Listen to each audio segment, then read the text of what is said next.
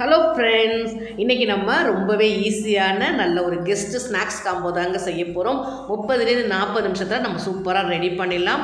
நல்ல ஒரு அல்வா மாதிரியான சாஃப்டான கேசரி, கொஞ்சம் கூட எண்ணெய் குடிக்காத நல்ல புசு புசுன்னு நல்ல ஒரு உளுந்த வடை, நிறைய வெஜிடபிள்ஸ்லாம் சேர்த்து சேமியா புலாவ், இன்ஸ்டண்ட்டாக வைக்கக்கூடிய ஒரு சாம்பார், இதெல்லாம் தாங்க இன்றைக்கி நம்ம இந்த வீடியோவில் பார்க்க போகிறோம். இந்த வீடியோவில் நிறையவே டிப்ஸ் அண்ட் ட்ரிக்ஸ் எல்லாம் இருக்குது ஃப்ரெண்ட்ஸ். வீடியோ ஸ்கிப் பண்ணாமல் பாருங்கள். நம்ம சேனலில் முதல் முறையாக பார்த்தீங்கன்னா நம்ம விகாஸ் சமையலையும் மறக்காமல் சப்ஸ்கிரைப் பண்ணிக்கோங்க. வாங்க நம்ம இப்போ வீடியோக்குள்ளே போயிடலாம். இப்போ நம்ம வடை செய்கிறதுக்கு உளுந்த பருப்பு ஊற வச்சிடலாங்க. இது மெஷரிங் கப்பில் 1.5 கப் அளவுக்கு உளுந்த பருப்பு சேர்த்துக்கிறேன். இது வந்து 1 கப்பில் 200 கிராம் அளவுக்கு வரும். 1.5 கப் பார்த்திங்கன்னா 300 கிராம் அளவுக்கு உளுந்த பருப்பு சேர்த்துக்கலாம். இதுக்கு 3 டேபிள் ஸ்பூன் அளவுக்கு மாவு பச்சரிசி சேர்த்துக்கிறேங்க. இது ரேஷன் பச்சரிசியாகவும் எடுத்துக்கலாம், இல்லைன்னா மாவு பச்சரிசியாகவும் எடுத்துக்கலாம். நல்ல மொறுமொறு தன்மை கொடுக்கறதுக்காக பச்சரிசி சேர்த்துக்கலாம். 3 டேபிள் ஸ்பூன் சேர்த்துட்டு 3-4 தடவை நல்லாவே வாஷ் பண்ணி எடுத்துக்கோங்க. அப்புறமா தண்ணி சேர்த்துட்டு ஒரு மூடி போட்டு மூடி வச்சிடலாம். 1 மணி நேரம் மட்டும் நல்லா ஊறட்டும். அதிக நேரம் ஊறுனா எண்ணெய் குடிக்கும். நம்ம அதுக்குள்ளே கேசரி ரெடி பண்ணிடலாம். ஒரு பேன் எடுத்துட்டேன். அதில் மெஷரிங் கப்பில் 1 கப் அளவுக்கு ரவா சேர்த்துக்கிறேன். நான் இப்போ அடுப்பு ஆன் பண்ணலங்க, ரவா மட்டும்தான் சேர்த்துருக்கேன். அடுத்து பார்த்திங்கன்னா கேசரி செய்கிறதுக்கு தண்ணி வச்சிடலாம். 1 கப் ரவைக்கு 3 கப் அளவுக்கு தண்ணி சேர்த்துக்கலாம். ஒரு அடுப்பில் வச்சு தண்ணி கொதிச்சுட்டு இருக்கட்டும். நம்ம அந்த கேப்பில் நம்ம ரவா வறுத்து எடுத்துகிட்டு போயிடலாம். ரவைக்கு பார்த்திங்கன்னா 2 டேபிள் ஸ்பூன் அளவுக்கு நெய் சேர்த்துக்கிறேன். நெய் கொஞ்சம் அதிகமாகவே சேர்த்து ரவா வறுத்துக்கோங்க. நமக்கு இந்த மாதிரி நெய் அதிகம் சேர்த்து வறுக்கும் போது நமக்கு ரவா கேசரி பார்த்திங்கன்னா அல்வா மாதிரி வரும். நல்ல மீடியம் ஹீட்டில் வச்சு பக்குவமாக வறுத்துக்கோங்க. நமக்கு நிறம் மாறக்கூடாது, கரிஞ்சு போகாமல் நல்லா அழகாக வறுத்து பக்குவமாக வறுத்து எடுத்துக்கலாம். இந்த மாதிரி நெய்யிலேயே நமக்கு ரவா நல்லா பொரிஞ்சு வரணும். இந்த மாதிரி நல்லா உதிரியாகவும் இருக்கணும், நல்லா பொரிஞ்சும் வரணும். இந்த மாதிரி பக்குவமாக வறுத்துட்டிங்கன்னா நமக்கு கேசரி பார்த்திங்கன்னா அல்வா மாதிரி இருக்குங்க. இப்படி தனித்தனியாக தெரியுது பாருங்கள். நம்ம ரவா போடும்போது கலர் இப்படி இருந்துச்சு, இப்போ கலர் பாருங்கள் எவ்வளோ நல்லா இருந்திருக்குன்னு. இதை அப்படியே அதே பேன்லேயே வைக்காமல் ஒரு பிளேட்டில் கொட்டி மாற்றி ஆற வச்சிடலாம். இப்போ நமக்கு நல்லாவே தண்ணி கொதி வந்துருச்சுங்க. 1/4 டீஸ்பூன் அளவுக்கு அல்வா கலர் சேர்த்துக்கிறேன். தண்ணி நல்லாவே கொதி வந்துருச்சு. கொதி வந்த உடனே லோ ஃப்ளேமில் வச்சுட்டு நம்ம வறுத்து வச்ச ரவையை சேர்த்துக்கலாம். வறுத்து வச்ச ரவையை கொஞ்சம் கொஞ்சமாக சேர்த்துக்கோங்க. எப்போவுமே கட்டிகள் பிடிக்காமல் நல்லா கலந்து விட்டுக்கோங்க. நல்லா எல்லா பக்கமும் திருப்பி விட்டு நல்லாவே கலந்துக்கோங்க. இப்போ நம்ம வச்சுருக்கக்கூடிய தண்ணிக்கும் ரவைக்கும் அளவு கரெக்டாக இருக்குங்க. இந்த பக்குவத்தில் ரவா நல்லா வெந்து வந்திருக்கணும். நல்லா வெந்ததுக்கு அப்புறம் தாங்க நம்ம ஜீனி சேர்க்கணும். இந்த மாதிரி நல்லா சாஃப்டாக வெந்து வந்துருச்சு பாருங்கள். இந்த அளவுக்கு நல்லா சாஃப்டாகவே வெந்து வந்துருச்சு. இந்த ஸ்டேஜில் நான் அடுப்பை அப்படியே ஆஃப் பண்ணிடுறேங்க. அடுப்பை ஆஃப் பண்ணிவிட்டு ஜீனி சேர்த்துக்கலாம். 1 கப் ரவாய்க்கு 1.25 கப் அளவுக்கு ஜீனி சேர்த்துக்கிறேன். இந்த இனிப்பு பார்த்திங்கன்னா கரெக்டாக இருக்குங்க. ரொம்ப அதிகமும் தெரியாது, கம்மியாகவும் தெரியாது. நல்லா பர்ஃபெக்டாக சூப்பராக வரும். கொஞ்சம் கூட கட்டிகள் பிடிக்காதுங்க. இந்த மாதிரி நல்லா சாஃப்டாகவே வெந்து வந்துருச்சு. இப்போ அடுப்பு ஆன் பண்ணிவிட்டு ஒரு 2-3 நிமிஷம் மட்டும் நம்ம வச்சுருந்தாலே போதுங்க. நமக்கு அல்வா மாதிரி கேசரி சூப்பராக ரெடி ஆகிடும். அடுத்து பார்த்திங்கன்னா ஒரு 75 ml அளவுக்கு நெய் சேர்த்துக்கிறேன். நெய் பார்த்திங்கன்னா அதிக ஹீட் வச்சுக்காதீங்க. கொஞ்சம் லோ ஹீட்லேயே முந்திரி பருப்பு வறுத்துக்கோங்க. ஒரு 10-15 முந்திரி பருப்பு சேர்த்துக்கிறேன். சேர்த்துட்டு நல்லாவே வறுத்துக்கோங்க. நல்லா மீடியம் ஹீட்லேயே வச்சு நல்லா வறுத்துக்கோங்க. நம்ம ரெடி பண்ணி வச்சுருக்க கேசரி மேலே நெய் சேர்த்துட்டு நல்லா ஒரு தடவை கலந்து விட்டுக்கோங்க. நமக்கு அப்படியே அல்வாலாம் செஞ்சு டைமை வேஸ்ட் பண்ணவே தேவையில்லைங்க. நம்ம இந்த மாதிரி நல்ல ஒரு அல்வா மாதிரியான கேசரி ஒரு 10-15 நிமிஷத்தில் நம்ம சூப்பராக ரெடி பண்ணிடலாம். உங்களுக்கு பார்த்திங்கன்னா அல்வா டேஸ்ட்லேயே கேசரி அட்டகாசமாக ரெடி ஆகிடும். இந்த மாதிரி நீங்களும் ட்ரை பண்ணிவிட்டு சொல்லுங்கள் ஃப்ரெண்ட்ஸ். ரொம்பவே சூப்பராக வந்திருக்கு. எல்லா பக்கமும் கலந்து விட்டாச்சு. இப்போ நான் எடுத்து காமிக்கிறேன் பாருங்கள். கரண்டியில் கொஞ்சம் கூட ஒட்டாமல் நல்லா பர்ஃபெக்டாக அழகாக சாஃப்டாக, அந்தளவுக்கு சாஃப்டாக மெத்துன்னு நல்ல டேஸ்டியான கேசரி சூப்பராக ரெடி ஆகிடுச்சு. நம்ம அடுத்தது சேமியா புலாவ் ரெடி பண்ணிடலாம். சேமியா பார்த்திங்கன்னா அனில் சேமியா எடுத்திருக்கேன். இது 2.25 கப் அளவுக்கு மெஷரிங் கப்பில் அளவு வந்திருக்கு. இது வேறு பேனில் மாற்றிக்கிறேன். மாற்றிட்டு ஒரு 1.5-2 டேபிள் ஸ்பூன் அளவுக்கு கூட நெய் சேர்த்துக்கோங்க. நல்லா நெய் சேர்த்துட்டு லோ ஃப்ளேம்லேயே நல்லா வறுத்துக்கோங்க. நமக்கு நல்லா ரோஸ்ட் ஆகணும், ட்ரை ரோஸ்ட் ஆகணும். அந்த மாதிரி நல்லா கலந்து விட்டு நல்லா வறுத்துக்கோங்க. ஏன்னா சேமியா டக்குன்னு நிறம் மாறிடும். நல்லா அடுப்பை லோ ஃப்ளேம்லேயே வச்சு கலந்து வறுத்துக்கோங்க. இந்த மாதிரி நல்லாவே வறுபட்டு வந்துருச்சு. இந்த மாதிரி ஓரளவுக்கு நல்லா கோல்டன் ப்ரௌன் வந்த உடனே நம்ம அடுப்பை ஆஃப் பண்ணிடலாம். இப்போ நம்ம புலாவுக்கு நம்ம தாளித்து கொட்டிடலாம். ஒரு பேன் எடுத்துக்கலாம். ஒரு 2 டேபிள் ஸ்பூன் அளவுக்கு எண்ணெய் சேர்த்துக்கிறேன். 1 டேபிள் ஸ்பூன் அளவுக்கு நெய் சேர்த்துக்கலாம். இதெல்லாம் நெய் சேர்த்து செஞ்சு பாருங்கள். நம்ம புலாவ் எப்படி நம்ம செய்வோம் அதே மாதிரி டேஸ்ட்லேயே சூப்பராக இருக்கும். ஒரு 3 துண்டு பட்டை, ஒரு 3 கிராம்பு, கொஞ்சமாக கல்பாசி சேர்த்துக்கிறேன். பிரியாணி இலை இருந்தால் பிரியாணி இலை கூட நீங்கள் சேர்த்துக்கலாம்.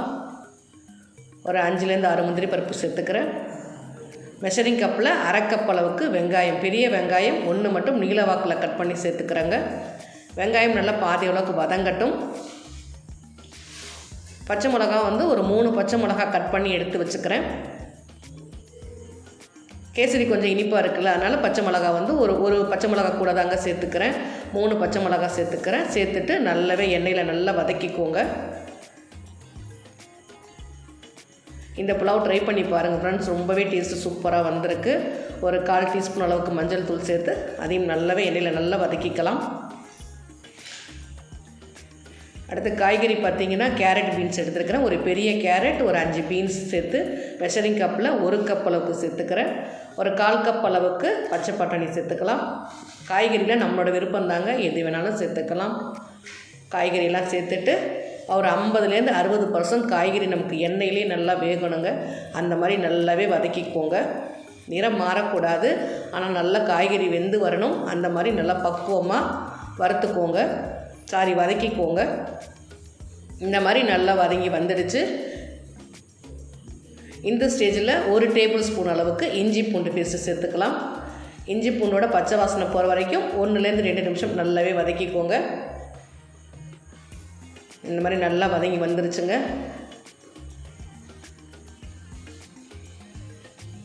ஒரு டீஸ்பூன் அளவுக்கு கறி மசாலா தூள் சேர்த்துக்கலாம். காரத்துக்கு நம்ம பச்சை மிளகா மட்டும்தாங்க. கறி மசாலா தூள் போட்டால் வாசனைக்கு கறி மசாலா தூள் சேர்த்துக்கிறேன். சேர்த்து நல்லாவே 1 நிமிஷம் நல்லா வதக்கிட்டு 3 கப் அளவுக்கு தண்ணி சேர்த்துக்கிறேங்க. உங்களுக்கு 2.5 கப் அளவு கூட நீங்கள் தண்ணி சேர்த்துக்கோங்க. நான் 3 கப் அளவு தண்ணி சேர்த்துக்கிறேன். 3 கப்புனா உங்களுக்கு கொஞ்சம் குழஞ்ச மாதிரி இருக்குது. 2.5 கப் அளவு தண்ணி சேர்த்திங்கன்னா உங்களுக்கு கொஞ்சம் நல்லா பொலன்னு கிடைக்கும். நல்லா தண்ணி சேர்த்துட்டு ஒரு 3/4 டீஸ்பூன் அளவுக்கு கல்லுப்பு சேர்த்துக்கிறேன். கல்லுப்பு சேர்த்தது ஸ்கிப் ஆகிடுச்சு ஃப்ரெண்ட்ஸ். தண்ணி நல்லாவே கொதி வந்துருச்சு. காய்கறியும் நல்லா வெந்து வந்துருச்சு பாருங்கள். கட் பண்ணி காமிக்கிறேன். காய்கறி நல்லாவே வெந்து வந்துருச்சு. இந்த ஸ்டேஜில் நம்ம வறுத்து வச்ச சேமியா சேர்த்துக்கலாம்.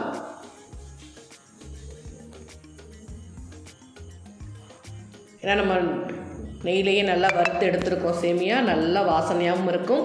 நல்ல டேஸ்ட்டு சூப்பராக இருக்கும் ஃப்ரெண்ட்ஸ். கட்டாயமாக ட்ரை பண்ணி பாருங்கள். தண்ணியோட அளவு மட்டும் உங்களோட சேமியாவோட தன்மைக்கு தகுந்த மாதிரி தண்ணியோட அளவு மட்டும் கொஞ்சம் கம்மி பண்ணிக்கோங்க. எனக்கு அணில் சேமியாவை இருக்கா ரொம்பவே சாஃப்டாக தான் வந்திருக்கு. இன்னும் மண் சட்டியாக இருக்கிறதுனால கொஞ்சம் அதிகமாகவே வெந்த மாதிரி தெரியுது. இந்த ஸ்டேஜில் ஒரே ஒரு சின்ன தக்காளி மட்டும் நான் கட் பண்ணி சேர்த்துக்கிறேன். தக்காளி ஜூஸ் தேவையில்லைங்க. நமக்கு சும்மா தக்காளி மேலே மட்டும் போட்டுட்டு ஒரு 2லேருந்து 3 நிமிஷம் நம்ம மூடி வச்சு இறக்கினாலே போதும். நல்ல ஒரு டேஸ்டியான சேமியா புலாவ் சூப்பராக ரெடி ஆகிடும் ஃப்ரெண்ட்ஸ். எல்லா பக்கமும் நல்லாவே ஒரு தடவை கலந்து விட்டுட்டு நம்ம அடுப்பு ஆஃப் பண்ணிடலாம். பாருங்கள், நல்லா அழகாக சூப்பராக வெந்து வந்திருக்கு. சேமியா நல்லா ஜென்டலாக மிக்ஸ் பண்ணிக்கோங்க. கொஞ்சம் அதிகமாக கலந்து விட்டோன்னா உடஞ்சிரும். இப்போ அடுப்பை மூடி போட்டு ஒரு 2 நிமிஷம் வச்சுட்டு ஆஃப் பண்ணிடலாம். இப்போ நமக்கு சேமியா புலாவ் சூப்பராக ரெடி ஆகிடுச்சு. இதில் ஒரு அரை மூடி எலுமிச்சம்பழம் ஜூஸ் புழிஞ்சுக்கோங்க. லெமன் ஜூஸ் புழிச்சிட்டு ஆஃப் பண்ணிட்டீங்கன்னா கொத்தமல்லி தூவி இறக்கினோன்னா நமக்கு சேமியா புலாவ் சூப்பராக ரெடி ஆகிடுச்சு ஃப்ரெண்ட்ஸ். நமக்கு கொஞ்சம் நேரம் ஆகும்போது நல்லா உதிரியாக வந்துடும். சூடாக இருக்கும்போது கொஞ்சம் திக்காக தாங்க தெரியும். நமக்கு ஆறின உடனே நமக்கு உதிரியாக வந்துடும். அடுத்து நம்ம வடைக்கு மாவு அரைச்சிடலாம். வடை பார்த்திங்கன்னா நல்லா உளுந்த பருப்பு நல்லாவே ஊறி வந்துருச்சு. ஒரு தடவை அலம்பிட்டு கிரைண்டரில் போட்டுக்கிறேன். மிக்சியில் அரைக்கிறதோட கிரைண்டரில் அரைச்சி பாருங்கள். நல்லா புசுன்னு வடை நல்லாவே வரும். கொஞ்சம் கூட தண்ணி இல்லாமல் நல்லா வடிகட்டி எடுத்துக்கோங்க. மெஷரிங் கப்பில் 1 கப் அளவு தண்ணி எடுத்துருக்குறாங்க. இதுக்கு கொஞ்சமாக தண்ணி தெளித்து மாவு அரைச்சிக்கோங்க. ஒரு கப்பில் வந்து ஒரு 2 டேபிள் ஸ்பூன் அளவுக்கு தண்ணி எனக்கு மிச்சமாக இருந்தது. அந்த அளவுக்கு நல்லாவே அரைச்சிக்கலாம். கொஞ்சமாக தண்ணி தெளித்து மாவு அரைச்சிக்கோங்க. கிட்டத்தட்ட இந்த மாவு பார்த்திங்கன்னா ஒரு 15 நிமிஷம் எனக்கு ஓடுனதுங்க மாவு. மாவோட பக்குவம் பார்த்திங்கன்னா இந்த மாதிரி தண்ணியை தொட்டுட்டு இந்த மாதிரி உருட்டி பாருங்கள். நல்லா அழகாக உருட்டுறதுக்கு வரும். அப்படியே ஒரு ஓட்டை போட்டு பார்த்திங்கன்னா நல்லா அழகாக வடை ஷேப்புக்கு வந்துச்சு பாருங்கள். நமக்கு மாவு சூப்பராக ரெடி ஆகிடுச்சு. இதுக்கு ஒரு 3/4 டேபிள் ஸ்பூன் அளவுக்கு மட்டும் கல் உப்பு சேர்த்து நான் மாவு அரைச்சிருக்கேன். மாவு சூப்பராக ரெடி ஆகிடுச்சு. நான் அப்படியே பவுலில் எடுத்து வச்சுக்கிறேன். இப்போ மாவுக்கு பார்த்திங்கன்னா ஒரு 2 பச்சை மிளகா பொடியாக கட் பண்ணி எடுத்து வச்சுருக்கேன். ஒரு வெங்காயம், கருவேப்பிலை மல்லி கட் பண்ணி எடுத்து வச்சுருக்கேன். இப்போ வடையோட பக்குவம் பார்த்திங்கன்னா கையில் தண்ணி தொட்டுட்டு இப்படி உருட்டி பாருங்கள். நல்லா அழகாக உருட்டுறதுக்கு வரும். நம்ம அப்படியே ஒரு தண்ணி இருக்க பவுலில் போட்டோன்னா நல்லா தண்ணியில் மிதக்குது பாருங்கள். இந்த மாதிரி பக்குவமாக மாவு அரைச்சோன்னா நமக்கு வடை சூப்பராக இருக்கும் ஃப்ரெண்ட்ஸ். கொஞ்சம் கூட எண்ணெய் குடிக்காமலும் வரும். நல்ல வடையும் டேஸ்டியாக இருக்கும். ஒரு பெரிய வெங்காயம் கட் பண்ணி சேர்த்துக்கிறேன். ஒரு 1/2 டீஸ்பூன் அளவுக்கு மிளகு வந்து அப்படியே சேர்த்துக்கிறேங்க.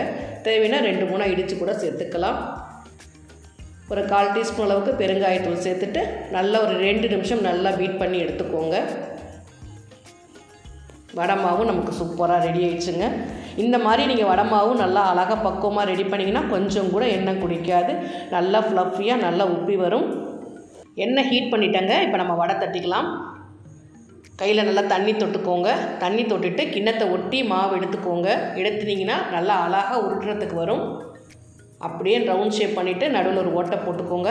ஓட்டை போட்டு எண்ணெய் நல்லா ஹீட் பண்ணிவிட்டு மீடியம் ஹீட்டில் வச்சு வடையை போட்டுக்கோங்க. நம்ம எந்த அளவுக்கு எண்ணெய் வச்சுருக்கோமோ அதுக்கு தகுந்த மாதிரி வடை போட்டுக்கலாம். நான் என்னோடய எண்ணெய்க்கு வந்து 5 வடை தட்டியிருக்கேங்க.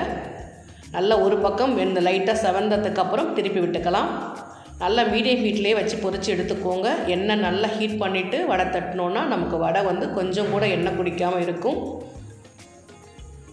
எண்ணெய் குடிக்காது. மேலே நல்லா மொறுன்னு இருக்கும். உள்ளே நல்லாவே சாஃப்டாக இருக்குங்க. நமக்கு வடை சூப்பராக ரெடி ஆகிடுச்சு. அடுத்து வடைக்கு பார்த்திங்கன்னா இன்ஸ்டண்ட்டாக செய்யக்கூடிய சாம்பார் தாங்க ரெடி பண்ணியிருக்கேன். கடுகு உளுந்து பருப்பு தாளிச்சிட்டு வெங்காயம், தக்காளி, பச்சை மிளகா, கொஞ்சம் பச்சை பட்டாணி, கொஞ்சம் இஞ்சி பூண்டு சேர்த்து நல்லா வதக்கிட்டு கொஞ்சம் மிளகாத்தூள், மல்லித்தூள் சேர்த்து கடலை மாவு கரைச்சி விட்டு ஒரு 5-7 நிமிஷம் கொதிக்க வச்சு இறக்கினோன்னா இன்ஸ்டன்ட் சாம்பார் ரெடி ஆகிடுச்சு ஃப்ரெண்ட்ஸ். அடுத்து சுட சுட அல்வா மாதிரியான கேசரி, அடுத்து சேமியா புலாவ், நல்லா புசுன்னு உளுந்த வடை, சாம்பார், இது தாங்க இன்றைக்கி நம்ம ரெடி பண்ணியிருக்கோம். வாங்க நம்ம இப்போ சாப்பிட்டு பார்க்கலாம். சுட சுட கேசரி, வடை, அடுத்து பார்த்திங்கன்னா கொஞ்சம் காரமான சேமியா புலாவ் எல்லாமே எடுத்து வச்சாச்சு. நம்ம இப்போ டேஸ்ட் பண்ணி பார்க்கலாம். இந்த சாம்பார் இட்லி தோசைக்கெலாம் கூட சூப்பராக இருக்கும். இந்த மாதிரி நல்லா சாஃப்டாக மெத்துன்னு அல்வா மாதிரியான கேசரி தாங்க இன்றைக்கி சூப்பராக வந்திருக்கு. நீங்களும் ட்ரை பண்ணி பாருங்கள் ஃப்ரெண்ட்ஸ். என்னோடய ரெசிபி உங்களுக்கு ரொம்பவே பிடிச்சிருந்துச்சுன்னா ஒரு லைக் மட்டும் கொடுங்க. மறக்காமல் கமெண்ட் பண்ணுங்கள். என்னோடய சேனலையும் சப்ஸ்கிரைப் பண்ணிக்கோங்க. இந்த மாதிரி நல்லா மெத்துன்னு சாஃப்டான உளுந்த வடை நம்ம இப்போ சாம்பாரோடு சேர்த்து சாப்பிட்டு பார்க்கலாம். உண்மையாகவே சொல்கிறோம் ஃப்ரெண்ட்ஸ், அந்தளவுக்கு சூப்பராக பர்ஃபெக்டாக வந்திருக்கு. நீங்களும் ட்ரை பண்ணி பாருங்கள்.